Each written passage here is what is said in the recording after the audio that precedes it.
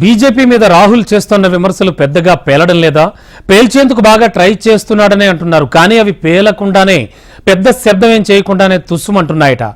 ఎన్నికలను దృష్టిలో ఉంచుకుని చేసే విమర్శలను వీలైనంతగా పదునెక్కిస్తారు. రాహుల్ కూడా అలా పదునెక్కించేందుకు ట్రై చేస్తున్నా లాజిక్ అనేది మిస్ అవుతుండడంతో అవి కాస్త తుస్సుమంటున్నాయన్న అభిప్రాయాలు రాజకీయ వర్గాల నుంచి వినవస్తున్నాయి. ముఖ్యంగా ఆయన కేరళ పర్యటనలో ఇలాంటి దుష్టాంతం కనిపిస్తుంది. మూడో సీఎం కూడా బుక్ కావాల్సి పసలేని విమర్శలతో రాహుల్ కు మేలు జరిగినా ఎన్నికల ప్రచారం అంటే ఎలా ఉండాలి?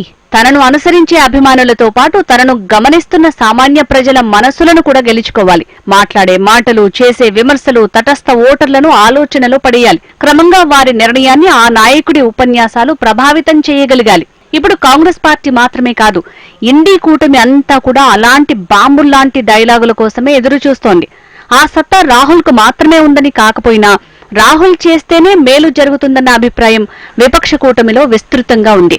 ఇలాంటి తరుణంలో ప్రస్తుత పార్లమెంటు ఎన్నికల ఫలితాలను ప్రభావితం చేసేలా ఉండాల్సిన రాహుల్ విమర్శలు అణ్వస్త్రాలు కాదు కదా, దీపావళి టపాకుల్లా కూడా మోతమోగటం లేదన్న వ్యాఖ్యలు వినిపిస్తున్నాయి.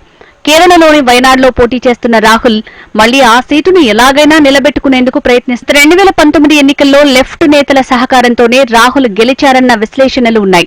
బీజేపీని ఓడించాలన్న ఏకైక ఉద్దేశంతోనే గాక కాంగ్రెస్ కుటుంబంలో కీలకమైన వ్యక్తిగా రాహుల్ రాజకీయ భవిష్యత్తును పాడు చేయరాదన్న మైత్రీపూర్వక అవగాహనతోనే కేరళ ఎల్డీఎఫ్ నేతలు రాహుల్ గెలుపుకు సహకరించారనేది రాజకీయ విశ్లేషకులు చెప్పే మాట. కానీ ఈసారి మాత్రం వయనాడ్లో ఖచ్చితంగా ఎల్డీఎఫ్ నేతలు తమ అభ్యర్థి గెలుపు కోసమే తీవ్రంగా శ్రమిస్తున్నారన్న అభిప్రాయాలున్నాయి.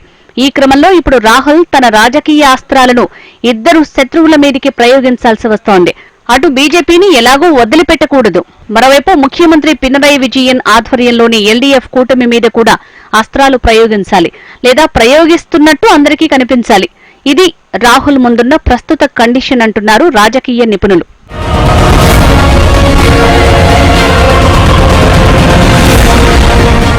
అయితే రెండు శత్రు శిబిరాల నడుమ రాజకీయ ఖడ్గచాలనం చేస్తున్న రాహుల్ తన వాగ్బాణాలను ఏమంత గొప్పగా సంధించటం లేదన్న వ్యాఖ్యలు వినిపిస్తున్నాయి. అందుకు ఆయన చేస్తున్న విమర్శలనే ఉదాహరణలుగా ఉటంకిస్తున్నారు. కేరళలోని కోజికోడ్ బీచ్ లో జరిగిన రోడ్ షోలో రాహుల్ కామెంట్లు రాజకీయ పండితులను ఆలోచింపజేస్తున్నాయంటున్నారు.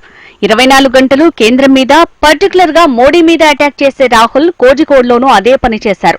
జార్ఖండ్ సీఎంగా ఉన్న హేమంత్ సోరెన్ ను, అలాగే ఢిల్లీ సీఎం అరవింద్ కేజ్రీవాల్ ను కేంద్ర ప్రభుత్వం అరెస్టు చేసింది. కానీ కేరళ సీఎం పినరయి విజయన్ ని మాత్రం ఎందుకు అరెస్టు చేయటం లేదని ప్రశ్నించారు రాహుల్.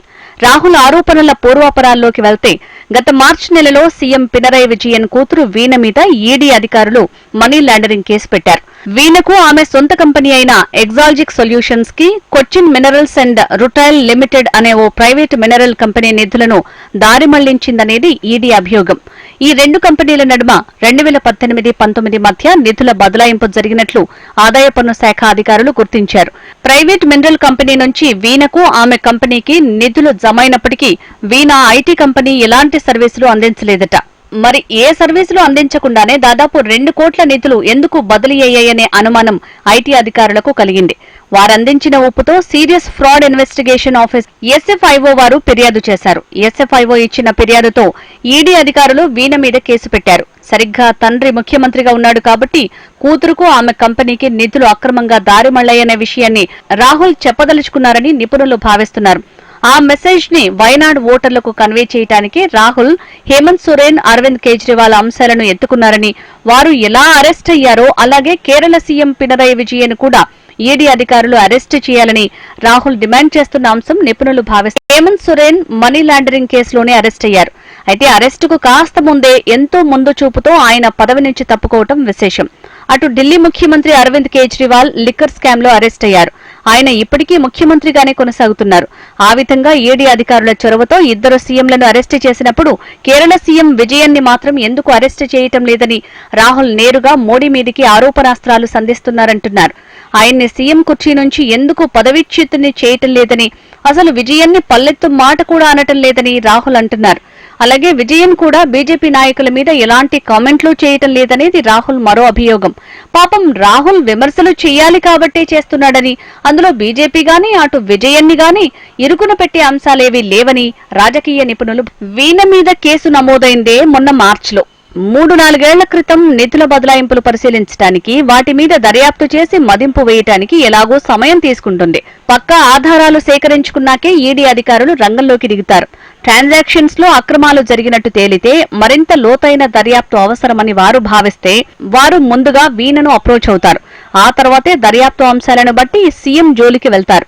అంతే తప్ప అదిగో పులి అనగానే ఇదిగో తోక అనే రీతిలో ఈడీ అధికారుల ఇన్వెస్టిగేషన్ ఉండే అవకాశం లేదన్న భావన కేజ్రీవాల్ అరెస్టుతో తేలిపోయిందంటున్నారు రాజకీయ పరిశీలకులు. అదే విషయం ఇప్పుడు ప్రజలందరికీ బోధపడింది కూడా. కానీ రాహుల్ మాత్రం గ్రౌండ్స్ బలహీనంగా ఉన్న క్రమంలో పినరయి విజయన్ ని అరెస్టు చేయటం లేదని, అటు మోడీపై నేరుగా అటాక్ చేయటం వల్ల ఉపయోగం లేదంటున్నారు.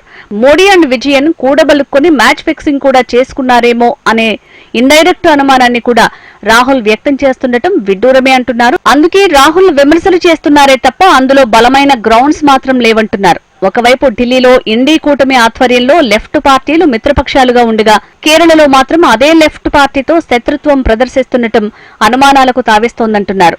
లెఫ్ట్ పార్టీతో గత ఎన్నికల్లో పొత్తులాంటి వైఖరి అవలంబించి ఈసారి శత్రు వైఖరి ప్రదర్శిస్తున్నారా లేక నటిస్తున్నారా అన్న అనుమానాలకు తావిస్తోంది. కేవలం వయనాడ్లో గెలవకపోతే తన భవిష్యత్తు దెబ్బతింటుందన్న భయంతోనే తప్ప పినరయి విజయన్ మీద నిజమైన వ్యతిరేక వైఖరి ఎలా అవుతుందన్న వ్యాఖ్యలు సర్వత్రా వినిపిస్తున్నాయి.